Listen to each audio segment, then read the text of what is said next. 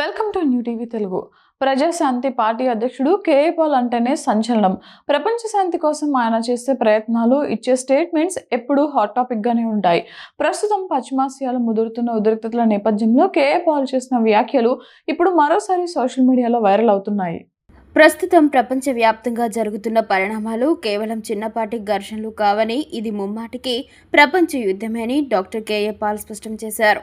అమెరికాలోని మయామిలో ఉన్న Trump national వేదికగా జరిగిన రిపబ్లికన్ నేతల భేటీలో పాల్గొన్న ఆయన యుద్ధాన్ని ఆపేందుకు తాను రూపొందించిన పీస్ ప్లాన్కు అగ్రరాజ్య నేతలు మద్దతు తెలుపుతున్నారని ప్రకటించారు. ఈ యుద్ధాన్ని దేవుడు తప్ప, ప్రార్థనలు తప్ప ఎవరూ ఆపలేరు.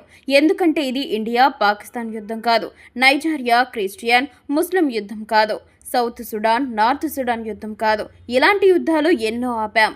ఇది ప్రపంచ యుద్ధం. చైనా, రష్యా, నార్త్ కొరియా అమెరికాను బాంబ్ చేయడానికి సిద్ధమైన ఒక యుద్ధం. అమెరికా వేల టార్గెట్లు పెట్టి ఇరాన్కు కంప్లీట్గా డిస్ట్రాయ్ చేసేసింది. ఇరాన్ ఊరుకుందా? యుఏఈ, గల్ఫ్, అమెరికా బేస్ క్యాంపులను దెబ్బకొట్టి వారి సత్తా వారు చూపించుకున్నారు. యుద్ధం రాకూడదని ఫిబ్రవరి 22న చెన్నైలో ప్రపంచ శాంతి సదస్సు పెట్టాం. ఈ యుద్ధం వెనుక ఒక భయంకరమైన వ్యూహం ఉందని కేఏ పాల్ సంచలన ఆరోపణలు చేశారు. చైనా, రష్యా మరియు ఉత్తర కొరియా దేశాలు ఏకమై అమెరికాపై అణుబాంబు వేయడానికి ప్లాన్ చేశాయని ఆయన అభిప్రాయపడ్డారు.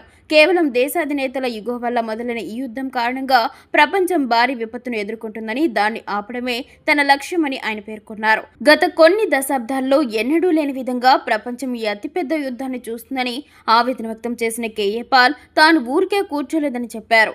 ఇరాన్, ఇజ్రాయెల్ సహా వాటికి మద్దతు తెలుపుతున్న దేశాధినేతలతో తాను చర్చలు జరిపినట్లు వెల్లడించారు. అమెరికా అధ్యక్షుడు డొనాల్డ్ ట్రంప్, అమెరికా కాంగ్రెస్ సభ్యులు తన శాంతి ప్రతిపాదనలకు అంగీకరించారని పాల్ తెలిపారు. అటు ఇరాన్ నేతలు కూడా యుద్ధాన్ని ఆపేందుకు సిద్ధంగా ఉన్నారని, ఈ నేపథ్యంలో ఒక వారంలోపే లేదా అంతకంటే ముందే యుద్ధం ముగిసే అవకాశం ఉందని ఆయన ధీమా వ్యక్తం చేశారు.